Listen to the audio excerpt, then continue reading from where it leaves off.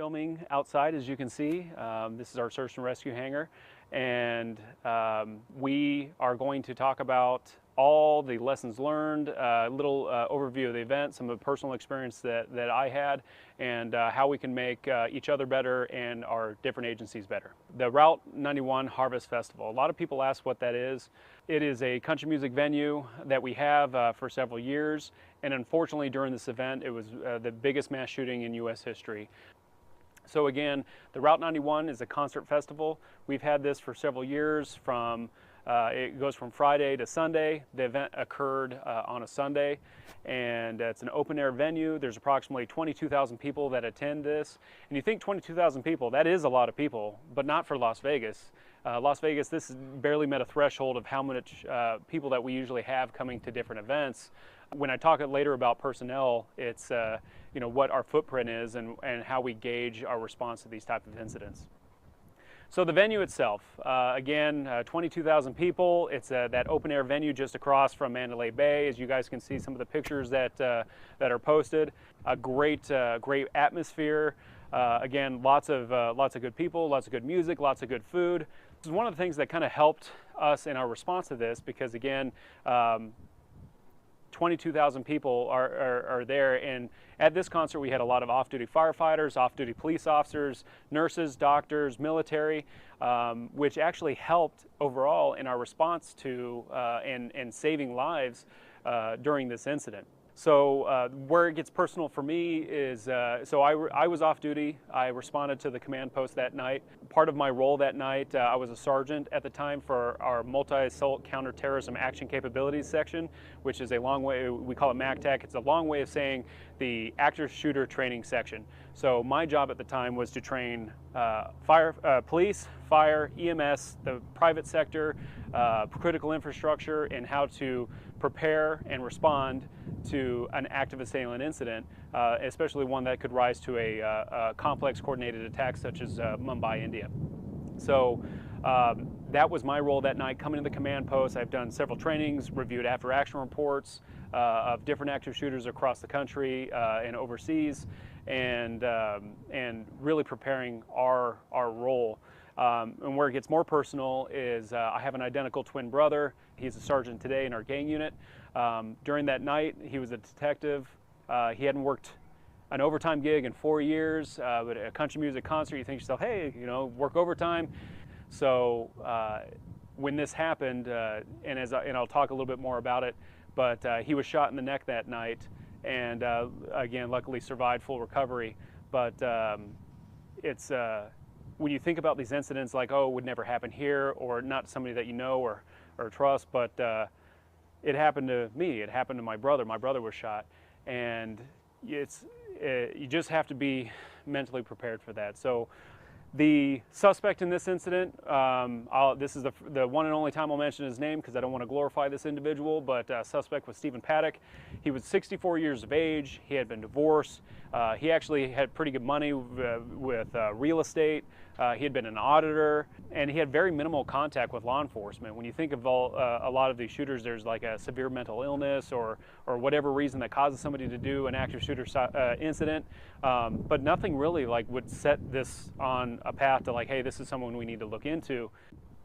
Again, he that night of 1 October, he thousands of dollars. He won big, he lost big, and he was a high roller. So he, again, nothing that would really peg this person as somebody that hey, we need to watch this guy.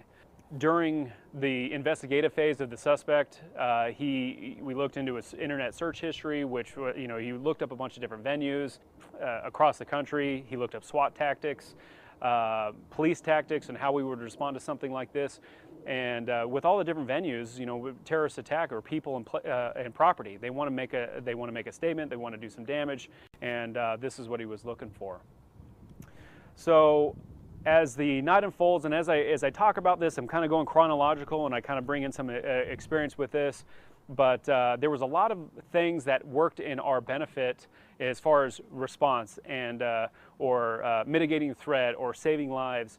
And the night of 1 October, the the 32nd floor is where this occurred. There was a alarm system, so when you leave your door open in Las Vegas, it kind of puts off an alarm, so security went up to go check. And in this incident, the suspect started firing at outside the doors towards the security officer, probably thinking law enforcement was coming up. But it was the benefit to that happening was that we were able to quickly identify the floor the suspect was on. Because if you think about the response to something like this and elevated, and if you guys are, ever looked at a hotel and you're trying to count the floors going up, or look where the, where, hey, what is that, 32nd, 33rd, 34th? It's halfway up, right? So it can be kind of hard to find, but we were able to get that information immediately. So we're sending, officers are responding, hey, 32nd floor, they're making teams, they're going up to the 32nd floor so they can stop the threat. And meanwhile, you have all these other officers down in the venue looking for additional threats because there was some conflicting information, and trying to help people evacuate, life safety measures.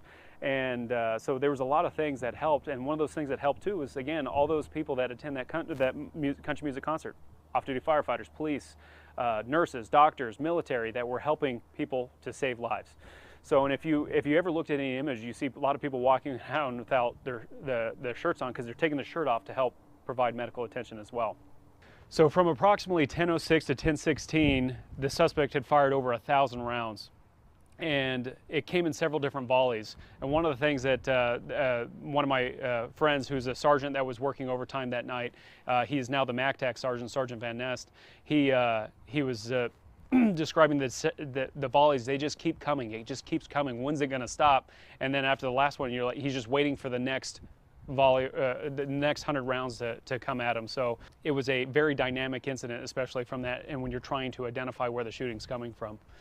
So again, 1,000 rounds into a crowd of 22,000 people, right? So there's barely any aiming involved, but there was over 850 injuries. And unfortunately, 58 people were killed that night, and just recently we had 2 more people have succumbed to their injuries since then. So we're now at 60 people have died because of during the shooting of 1 October. So kind of breaking this down, we had over 800 patients from all different states. It's Las Vegas, they're coming to a concert. Everyone's coming. Again, 60 people were killed. All deaths were from gunshot wounds.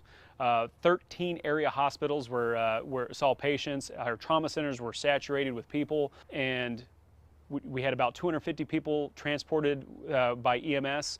But we had multiple people transported by citizens, off-duty military, people that were working to save people's lives. So again, it was just a big community approach to this with your private, public, and citizen response. So as far as our staffing for these type of incidents, again, we have a lot of officers working. 22,000 people, again, wasn't a major threshold for some of our grand special events that we have where there's hundreds of thousands of people. But we had 1 lieutenant, which is an incident commander, 5 sergeants, 44 police officers, 1 civilian dispatcher, and our EMS. And when you think about our emergency medical services, that community ambulance, what are you usually dealing with at a concert? Drunk people, dehydrated, bumps and bruises, and just that kind of stuff. So when you're thinking about staffing for that, right? Not a like a big mass shooting. So we didn't have our fire department there. We had emergency medical services there, and it didn't meet that threshold where we would have something of that nature where we would be coordinating with our fire department. But again, that multi-response from our off-duty fire department, EMS, nurses, doctors, really led to many lives being saved. So when you look at the venue is about 17.5 acres wide. It's an open-air venue just east of Las Vegas Boulevard. And if anyone's watched American Ninja Warrior, you can see that the big things that they set up, that's usually where they host these type of events, right? So great area, great access to different casinos. People can come from their hotels, walk to the area. So very, very effective in bringing good large groups of people together for an event. So this next slide I'm going to show you is kind of like a bird's eye view of what from the 32nd floor of what the effective rounds were with the 223 and the 308 and the range that they used to fire down range. So I'll kind of talk about it, but you'll kind of see these different things where our command post was, where our casualty collection points were, where we set up different divisions and branches. And you can kind of see what you're looking at and how far that effective range is. As we go through this, you'll see the different areas of where they were still potentially in range. So we're setting this stuff up after the gunfire has been down range, identifying that shooter. And our command post, thankfully, I mean, the architecture of the hotel itself prevented where, as you see at the top of the screen there, where our command post ended up being, which is our South Central Area Command, but and our staging up and down Las Vegas Boulevard. So the architecture really protected us from that. But those are the fuel tanks that you can see up there at the top of the screen. That's where the subject fired at those fuel tanks, probably obviously trying to ignite them. Probably when the subject were fleeing, but it didn't ignite. And that's kind of an overall look at what your picture is. So, and as you'll see this picture later, 22,000 people are leaving that area very quickly. So during that incident, if you can just imagine all the people that are leaving, all the people that are fleeing, trying to get to safety, we were able to get up officers onto the 32nd floor quickly, and we can identify when the subject had killed himself, which was anywhere between 10:16 and 10:18, and he had used a revolver that he had purchased years ago. So again, the strike teams that had to go up, some came up through elevators. The team that ended up breaching the door came up, breached the stairwell door that the suspect had barricaded, and were able to make entry. We used explosive breaches to make entry, and then we found the suspect that had already committed suicide. So people ask about the arsenal of weaponry that he had. He had 14 AR-15s, 8 AR-10s, 1 bolt-action .308 rifle. He had the revolver that he killed himself with. He had over 5,200 rounds ready in magazines, and he used just over 1,000 of them. And people ask, well, why did he stop shooting? Well, if you think about that time frame when he was shooting, that 10:06 to 10:16, people are fleeing everywhere. He's from a 32nd floor from 500 yards away. He's running out of targets to shoot. At one point in time, he starts shooting at what the officers were, which is at Las Vegas Boulevard and Mandalay Bay. Because when you think as law enforcement, and you've got to prevent overconvergence and communicate this, is if you tell a cop like, hey, something bad is happening at this location, where does everyone go? They go to that location. So it was important to communicate, which they were, about not saturating Las Vegas Strip. But once he started running out of people to shoot in the venue, he started targeting law enforcement. And that's when one of our officers was shot in the arm, and then when my brother was struck in the neck. So as we look at here, this is kind of an overhead view of what the scatter pattern looked like of people fleeing it. And if you look at this, this 500 yards away, 32nd floor, really the suspect doesn't have to move that far to strike that area, which led to some of the confusion during our event. And some of it was, if you listen to the radio traffic, we have someone shot at gate 1, we have someone shot at gate 7, we have people shot in front of the concert.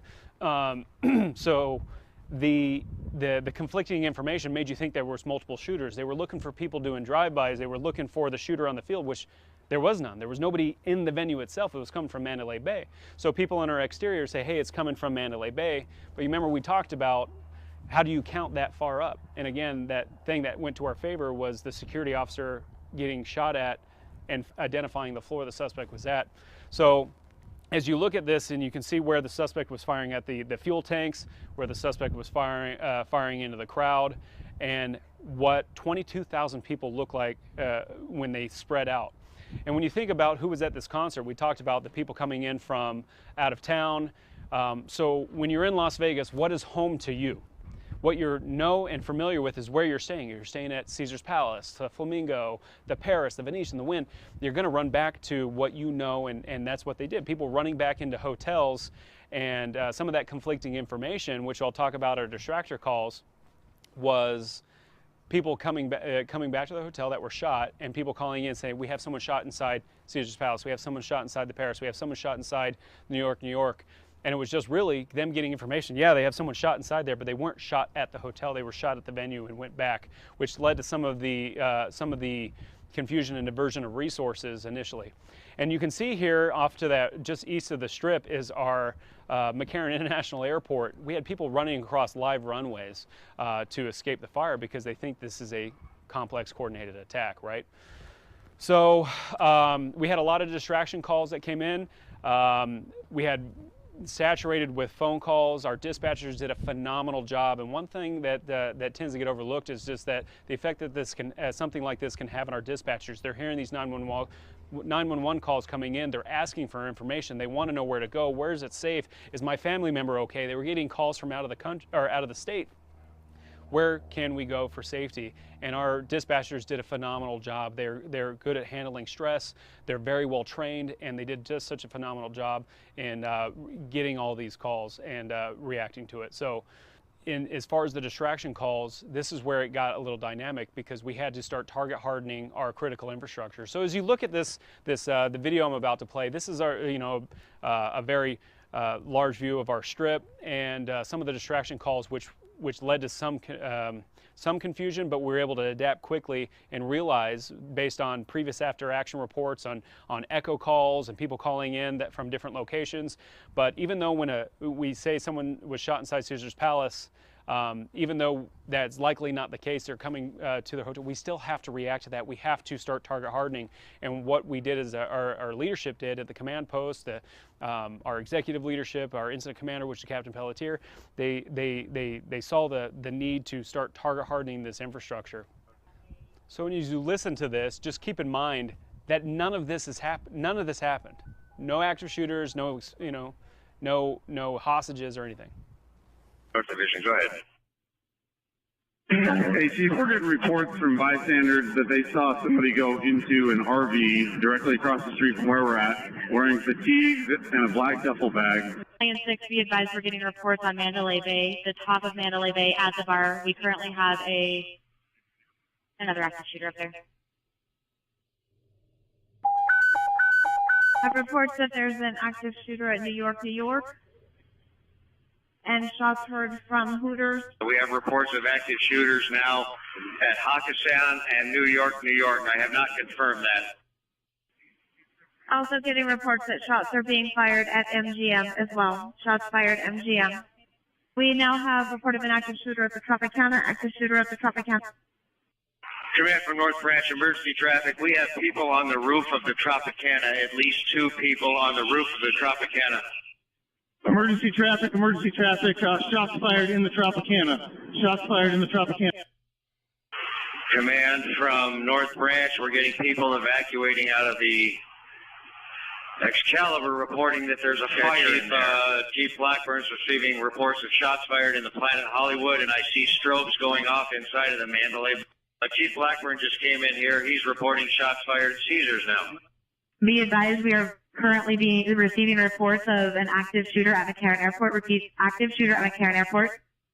And be advised we're getting reports on the 34th floor of Mandalay Bay. There's been an explosion and the 32nd, 33rd, and 34th floor on fire. Command, we just had a backpack show up unattended right where EMS branch is set up at Alibaba and Giles. We're relocating from the area. Command operations. Also, we're getting reports of hostages being held currently at New York, New York. Emergency Traffic, Force Protection 6 is reporting shots fired at the New York, New York.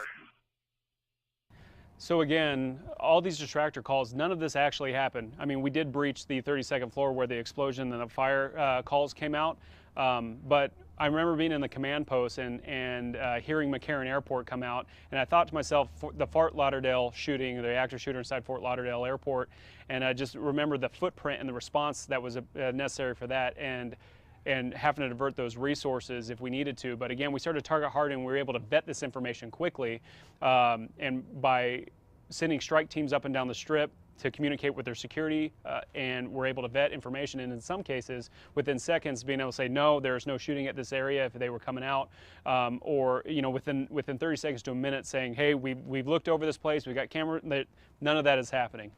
So that was one of the big lessons learned too, is make sure you're target hardening, you're preparing your critical infrastructure for this type of response.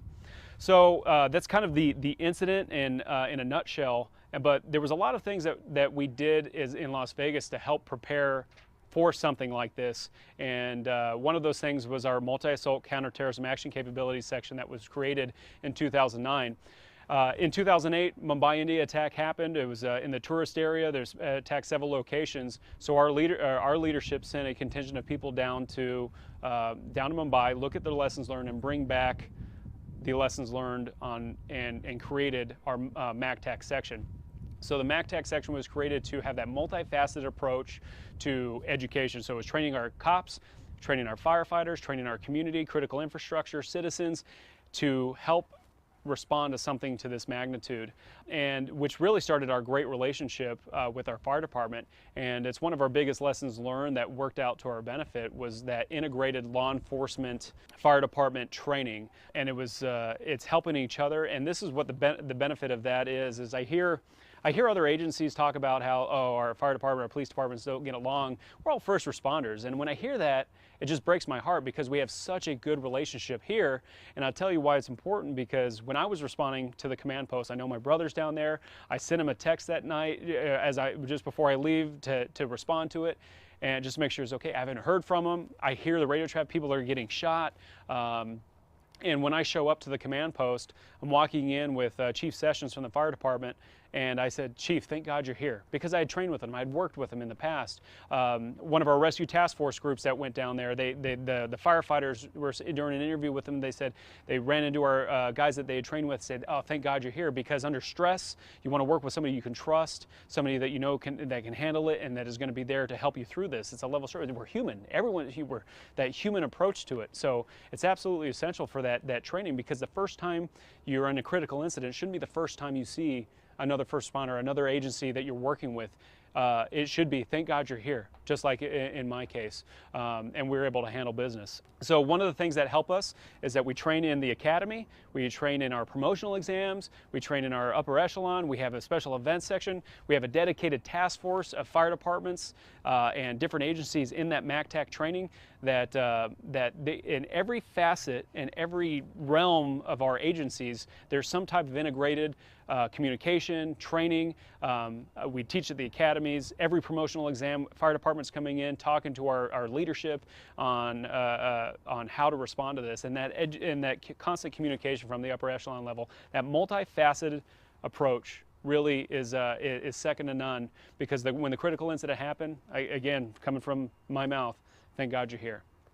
So it was definitely beneficial. Again, Rome wasn't built in a day. It took some time to really integrate that. You know, there's a family-friendly feud between police and fire that we joke about. But again, when the rubber hits the road, just like our night at 1 October, everyone was down there wanting to help, wanting to get the work done, and we were able to successfully respond and help save lives. So one of the things that you hear people talk about is the Rescue Task Force. We have a phenomenal Rescue Task Force. There was 19 RTFs teams that night. They go into the venue, and they also responded to all those distraction calls that you talked about where people were shot. They were sent to deploy into those areas because, one, we're getting information that there's a potential active shooter. So we're able to vet that information. We're able to save those lives. The main lessons learned that I want you guys to take away is kind of all the things that we talked about and are kind of talked about is having ICS training, that incident command system, that formal National Incident Management System, NIMS. Fire department's really good at it. They're really good at making sure that they have all their ducks in a row and responding to something, a critical incident, especially something to this size. Law enforcement's good, but we could be better, right? We train with them constantly, but something to this scale is not normally something we deal with. In law enforcement, we're dealing with the shootings, we're dealing with these incidents where we're good at handling those things, but when these complex coordinated attacks happen, these complex things happen, there's so many moving parts. The first time you guys train together should not be during a critical incident. You should train, and so when you respond, it's that much better. And but it's important to train your leadership as well, because one thing I remember is having the leadership in there, our executive staff that's there, they bring the calm to the chaos, because when people are under stress, they're looking for something, they're looking for leaders, they're looking for people to help them. and providing that calm to the chaos. And thankfully for me at the command post, we had that. We had clear direction, which was great. One of the other things too is equipment. Make sure your people are properly prepared. One thing that our agency does is that we each all have tourniquets. We have med kits in our car. We're able to quickly respond and provide emergency aid, because when 422 people are shot, we definitely need to make sure that we have as much equipment as possible. And then protective equipment. There's so many things that we can do to help better prepare for something like this. The other thing too is training for critical infrastructure. That's one of the key things that we do in our agency, is that if we're going to respond, especially in Las Vegas, I've mentioned it before, but if I were to ask you if a terrorist attack were to happen in Las Vegas, where's it going to happen at? The Strip, hands down, every time I ask that question. So making sure that you train that critical infrastructure for that seamless response. And one of the things that we do too is having go bags available. The security they're almost like little police departments in themselves, but having that go bag with map, key, radio, extra medical equipment, whatever is in that there that they can bring it. Hey, security link up, here's this, suspects here. This is what you have. I'm a Pathfinder. I'll show you how to get there. Whatever it is, those are the things that are essential. Again, I know I talked about a lot of things, but this is very personal to me. I had talked about my family and friends involved in this. There's a healing process after the fact. It hasn't stopped. But again, like I had mentioned, if an active shooter were going to happen in Las Vegas, where would it happen at? The Strip. We had the biggest mass shooting in U.S. history. And a month later, we had, in a small town in Texas, Sutherland Springs, Texas, a church attack where people were killed. So if it can happen in a major city like Las Vegas and a small town like Texas, it can happen anywhere. So it's not if it's a win. So make sure you're preparing yourself. You don't want to go back and say, hey, I wish we could have done more. You want to make sure you're preparing your people now, have that mental mindset and preparedness, educate your community, educate your people, and really look to helping out your communities. So thank you for your time. Stay safe, and if you need anything at all, please don't hesitate to call. Thank you.